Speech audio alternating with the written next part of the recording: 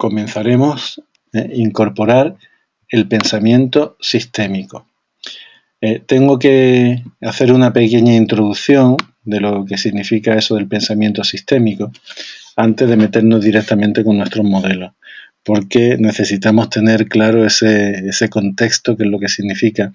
El pensamiento sistémico proviene a partir de la teoría general de sistemas, que es una teoría propuesta por Ludwig von Bertalanffy en el año 1950. Hay autores que han considerado esta aportación como el cambio más importante o la aportación más importante desde el punto de vista del pensamiento en el siglo XX. O sea, hasta ese punto tiene importancia la teoría general de sistemas.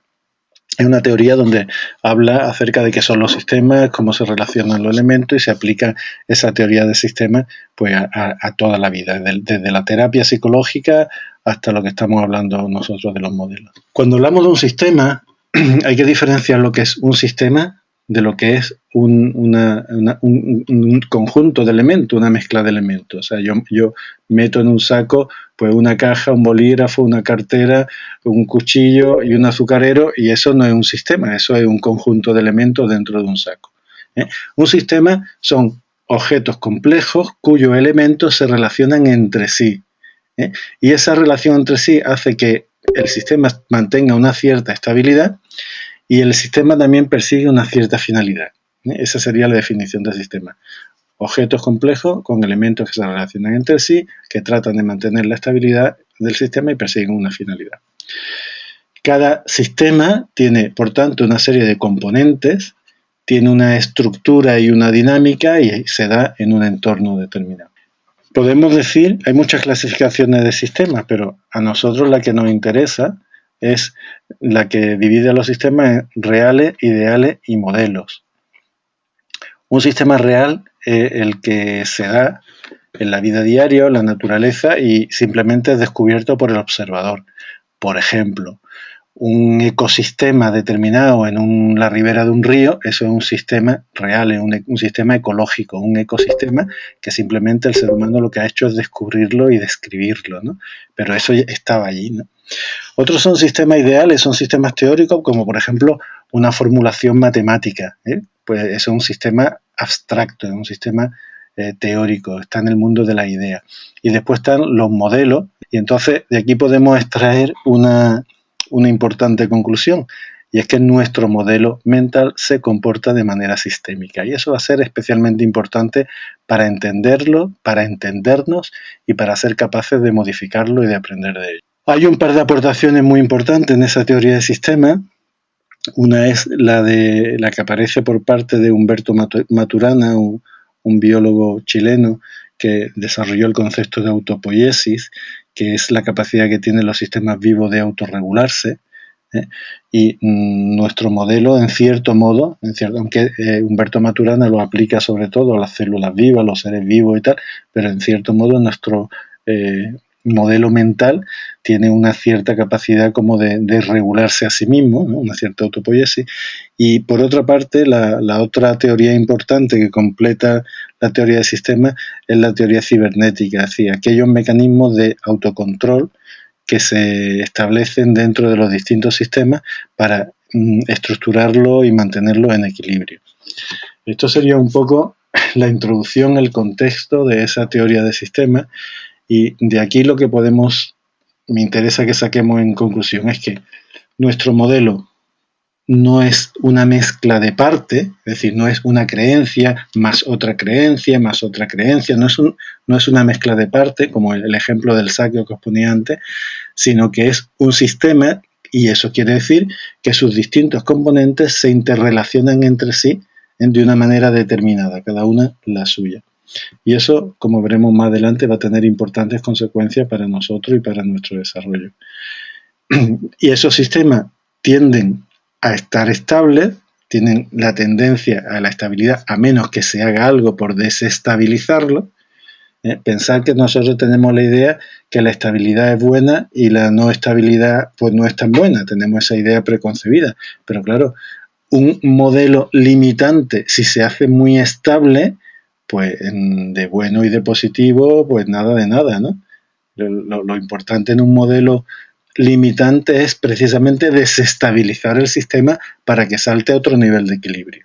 Entonces, poco a poco vamos a ir viendo cómo la teoría sistémica y el pensamiento sistémico tienen muchísimo que ver en cómo nosotros hemos de entender y de abordar nuestro modelo del mundo.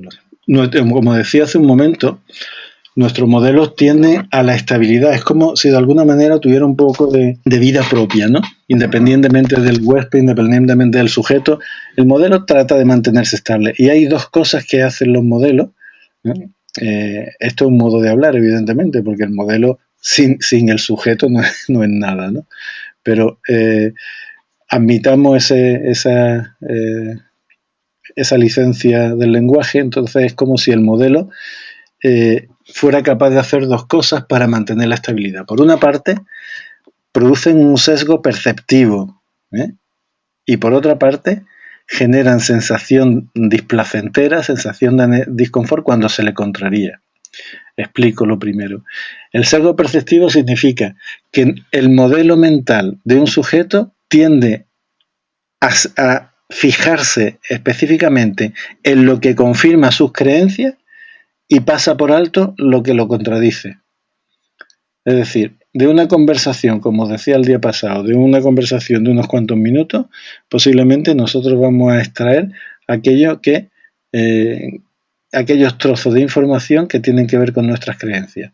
Por ejemplo, si la creencia es que la persona que está frente a nosotros es una persona hostil y que le caemos mal, del discurso que dure 5 o 10 minutos, nosotros vamos a extraer las frases y las ideas en que se confirma esa hostilidad. Si tratamos de confirmar nuestra creencia y obviamos el resto, ¿no? Por eso tantas veces se produce la discusión de, oye, pero de todo lo que te he dicho solamente has sacado esto y no te has dado cuenta que te he dicho también Entonces que nuestro modelo sesga la percepción. Y por otra parte, cuando empezamos a contradecirlo, o bien porque intencionalmente llevamos la atención a algo que lo contradice, o bien porque simplemente la vida diaria nos muestra que los datos que aparecen son distintos de las creencias que yo mantenía, o utilizando las preguntas de alto nivel, pues eso genera sensación de displacer, sensación de desconfort. Entonces, como los seres humanos tenemos tendencia a la comodidad y evitamos el disconfort, en cuanto aparece esa, pues obviamos seguir investigando, obviamos seguir indagando, o como decía esa frase famosa, ¿no? Si la realidad no concuerda con la teoría, pues peor para la realidad. La obviamos y listo, ¿no? O sea, la teoría, lo que yo pienso es lo que finalmente vale. Esto es bastante peligroso, como podéis imaginar, para muchos niveles, no solamente para el nivel personal, sino también para el nivel familiar, emocional, laboral, etcétera, etcétera. De ahí podemos deducir que para realizar cambios en nuestro modelo, lo primero que tenemos que hacer es meterlo en crisis, es decir, cuestionar lo que decíamos el día pasado. Lo que tenemos que hacer un poco es poner datos que lo contradigan.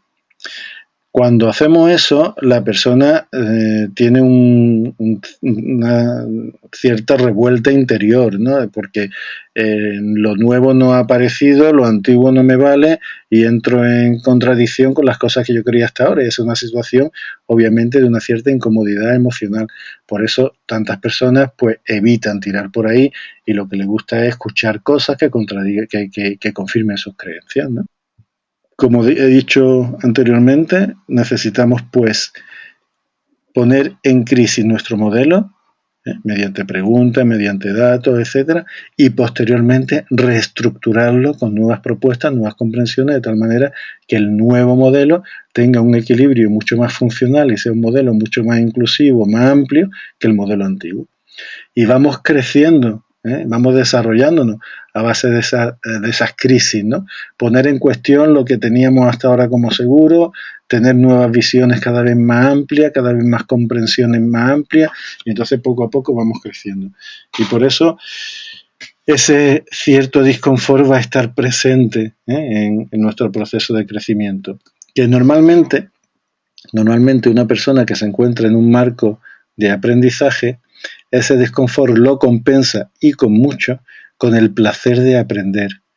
el placer de saber que te va enfrentando a una dificultad no como un ladrillo insuperable, sino como un reto a superar, el ser capaz de superarlo, el saber y constatar que va aprendiendo, todo eso genera una sensación de placer lo suficientemente intensa como para paliar el disconfort que se produce porque contradecimos nuestro modelo.